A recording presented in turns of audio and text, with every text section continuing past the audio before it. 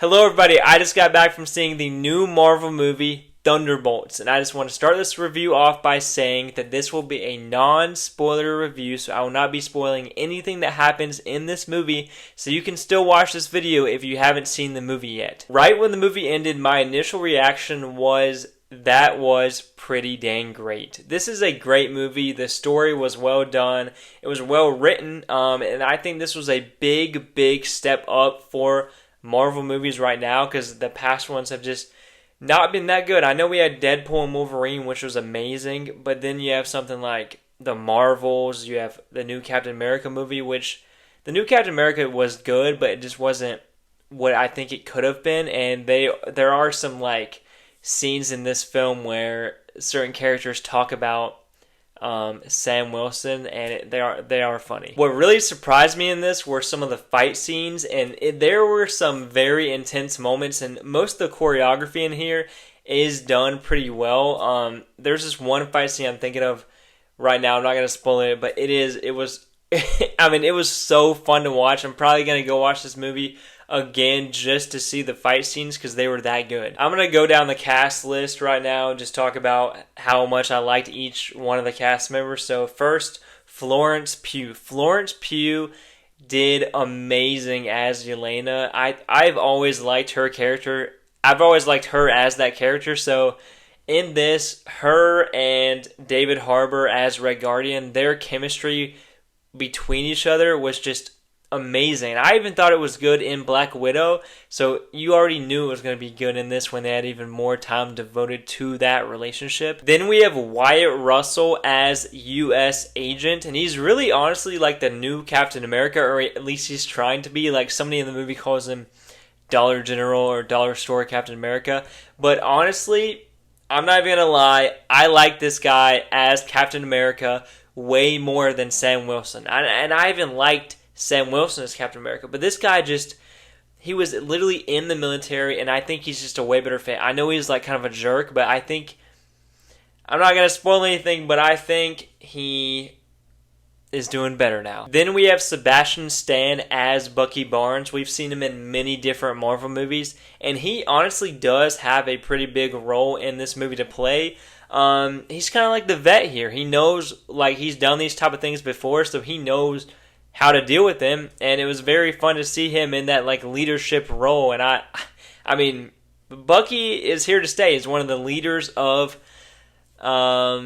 this group now, so I liked it. There's a lot of different characters in this, but the one I need to talk about is Lewis Pullman as Sentry, and you know that he's Sentry from the trailer, so that's not a spoiler, but just seeing this guy go from Bob, you see that in the trailer, he's like, I'm Bob, in which he was in like Top Gun Maverick too, which I don't know if they did that on purpose or what, but his real name's Robert, but they call him Bob, I don't know, but seeing him go from what he is in the start of this to what he is in the end of this movie is just insanely epic and beautiful and awesome. Like speaking of fight scenes, he had some totally amazing fight scenes in this where I was just like, dang, that looks good. Like, we needed like a Superman figure in the Marvel universe, and I think he did great portraying him. When he puts that full Sentry suit on with the yellow, very comic accurate,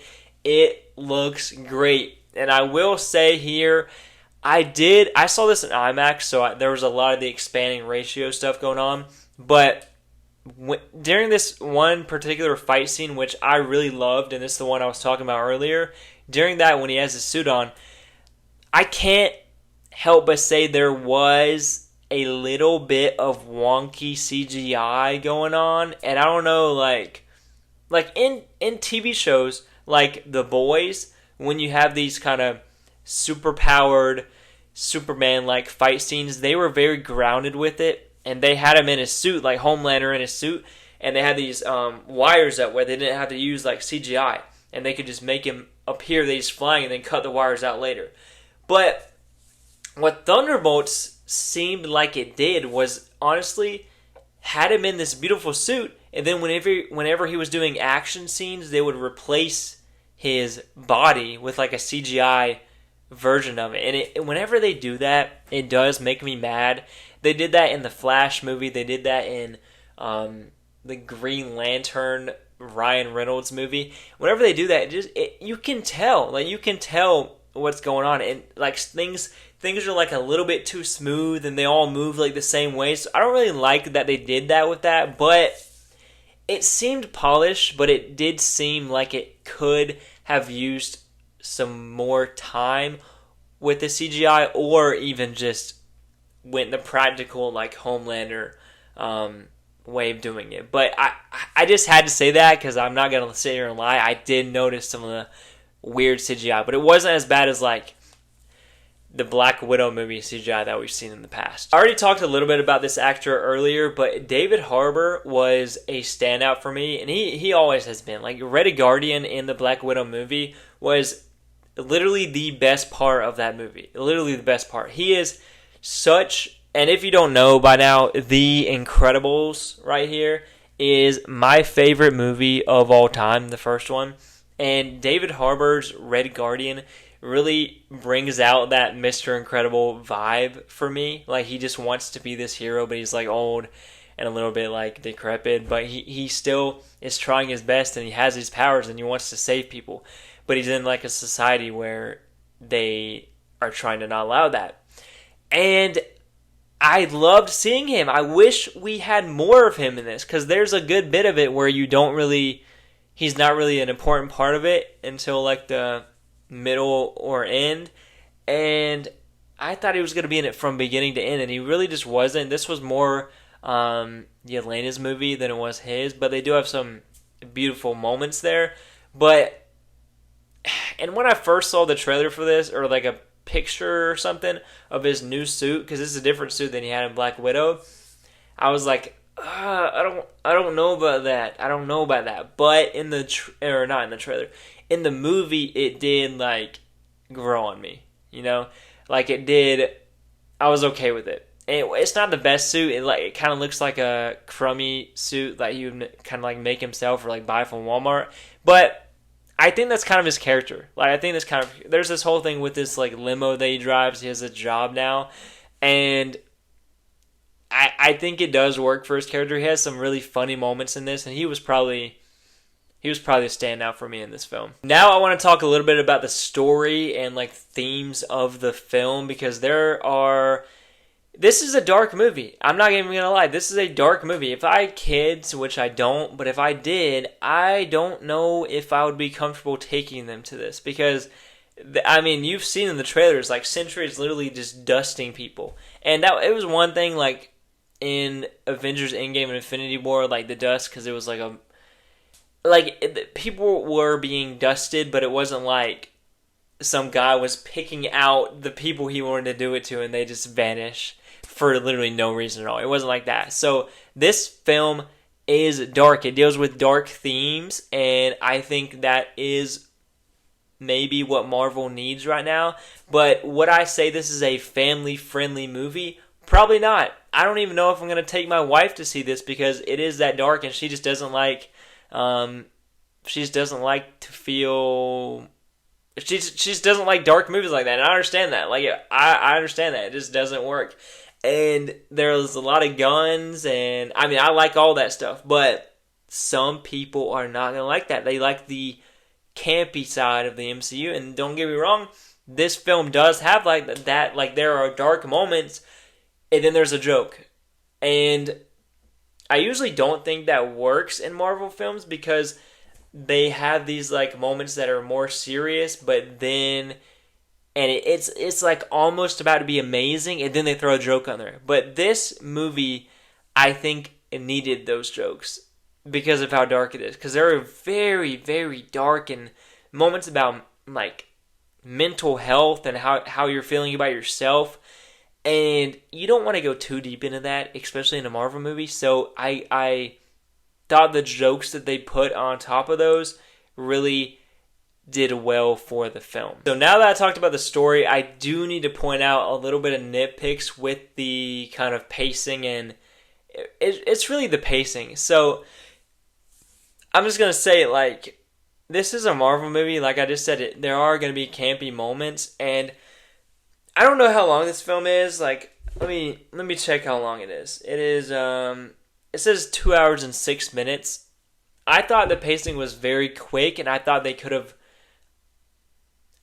I feel like they lingered, because there are moments when the film lingers on something.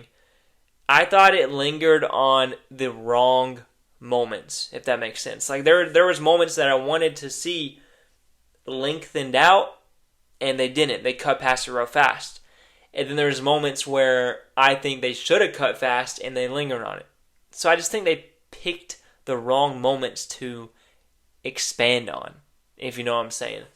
And I'm also going to say there are a little bit of plot holes in this film because of certain characters' like powers and abilities. Like one character beats up this one person but then isn't able to defeat this other person, and it's just the power levels and dynamics aren't like equal throughout the whole thing. So that whenever that happens, it kind of makes me mad at a movie. But I'm not going to say it ruined it for me, because it definitely did not. Finally, you need to stay for the 2 post-credit scenes of the film, because the first one is just like a funny like Marvel post-credit scene. But then the second one, after all the credits have rolled, because the first one's like a mid-credit, or it might be like before the credits, honestly, right when the movie ends. But the second one is what you need to stay for, because the second one is directly related to the next Marvel movie coming out. And the next one's coming out, so I'm not going to spoil it. But the next one's coming out. So it's worth staying for. It's not like insanely crazy, but I will say I was surprised because it kind of feels like it spoils the ending of one of the next movies coming out. When you watch the movie, you'll know what I mean. I even heard somebody in my audience say that. But with all that being said, I think this was a huge step up for Marvel. I've already said that. I'm going to give this movie an 8.8 out of 10. I think it was great. I don't think it was a 9, quite a 9, but it's not an 8 either. It's like an 8.8, almost 9. I'm going to say it was great. This movie was great. If you've seen the movie, let me know down in the comments what you thought about the movie. Please like this video. Please subscribe to the channel. I'm getting fireworks right now. I don't even know why he's doing that. But please subscribe to the channel. Thank you so much for watching, and I will see you next time.